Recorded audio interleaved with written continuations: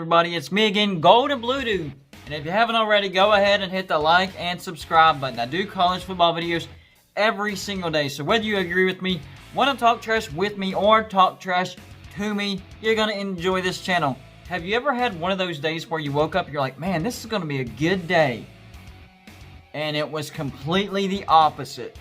Well, that's the way it was for me as far as my football team goes. We've got 6 teams on this list, and I'm still keeping an eye on Oregon because this video is being made before the Oregon game is over. And as of right now, they're getting beat. So I'll keep my eye on that as well. But number 6 on the list. Number 13, BYU. Guys, we were all pulling for you. We were wanting to get a group of 5 team in the playoffs, but it's not going to be you.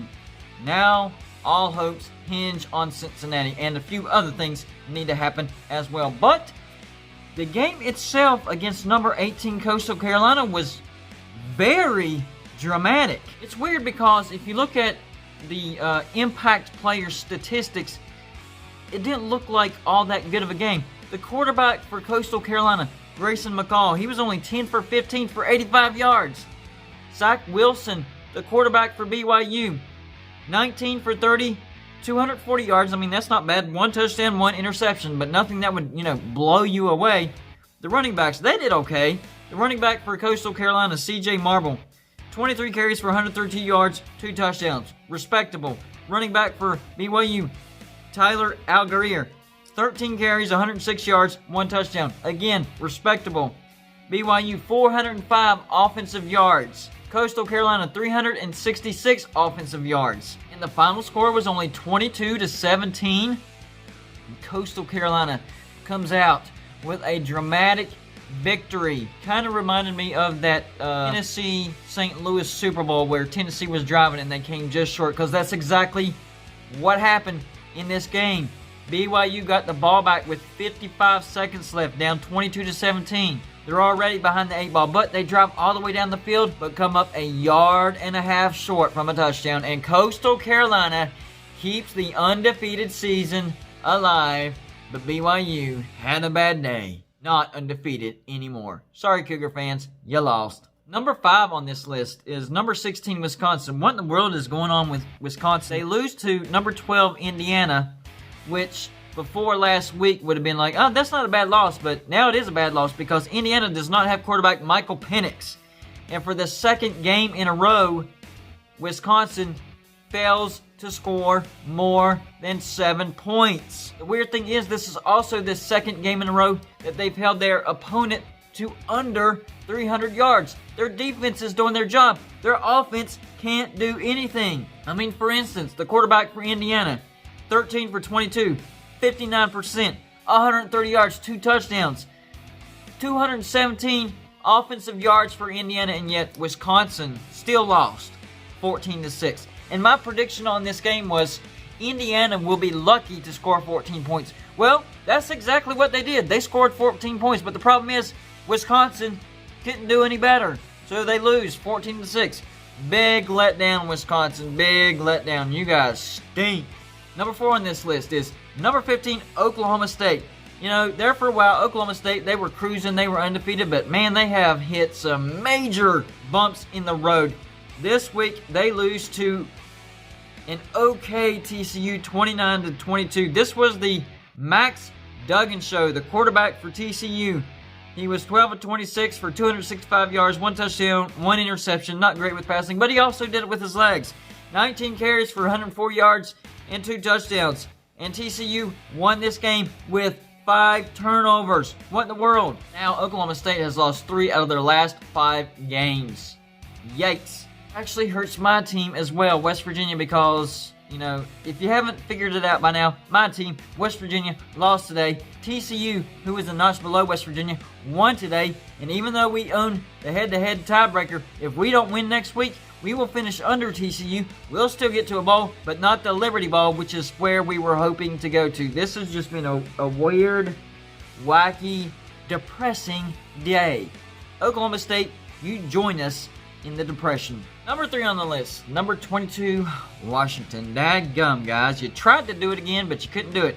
This week, they do lose to Stanford, 31-26. Look, Stanford controlled the entire game from start to finish, but I will say this. Washington tried to come back from a 21-point deficit again. Last week they did it. This week they came close, but fell short. A word of advice, Husky players. Don't fall behind by 21 points. I know you were trying to prove something, but just stop. Stop getting down by that much. You did it the first game, almost did it this game, but you couldn't do it, and a loss is a loss. Just stop going down by 3 touchdowns. Not a good recipe for winning. The thing for Washington is they were undefeated. They had just jumped into the rankings, and guess what? Now they'll probably jump back out of the rankings and into the land of depression with West Virginia fans. Number 2. Yep, here we go. West Virginia. We go and we lose to number 9 Iowa State. Look, I give Iowa State their props. They are on fire. They have gotten better and better, especially after that big letdown loss against Louisiana at the beginning of the season. But Louisiana is a better team than we thought as well. This secures the Big 12 regular season title for Iowa State, which means absolutely nothing. No disrespect. So they're going to have to play Oklahoma again to win the Big 12 championship. Going into this game, a lot of West Virginia fans, not me, thought that West Virginia was going to beat Iowa State because we do have a top 10 passer as far as passing yards go in Jarret Doege. We do have a top 10 rusher as far as rushing yards go in Leddie Brown. And we do have a top 10 tackler as far as tackles go in Tony Fields. And we do have the number 5 defense in the nation. So, yeah, I thought we had a chance to keep the game close, but I didn't think we were going to win. We're not good in aims. Never have been, probably never will be. So I was not counting on a win at all. But I was not counting on a butt whooping, and that's exactly what West Virginia got, a butt whooping. We lost 42-6. We couldn't even score a daggum touchdown, and we missed a field goal. This was bad football by West Virginia. We turned the ball over 5 times, but guess what? TCU, as I mentioned before, you can overcome that and win a football game, but not West Virginia. They couldn't do it in this football game, and we looked bad. This was our worst game of the year. But step back from the ledge, my fellow Mountaineer fans. Stop being depressed. This was a bad day, and our coach, head coach Neil Brown, we're going to have some good practices, and we're going to have a better game against Oklahoma. But I will say, for this week, we played like crap. We definitely deserved to lose. And that's why we're number 2 on the list. Number 1 on the list, staying in the state of West Virginia. That's right. Number 21, Marshall, loses to Rice. Not only do they lose, not only do they get their butts whooped like we did, but they do not score 1 point. They lose to Rice. 20-0.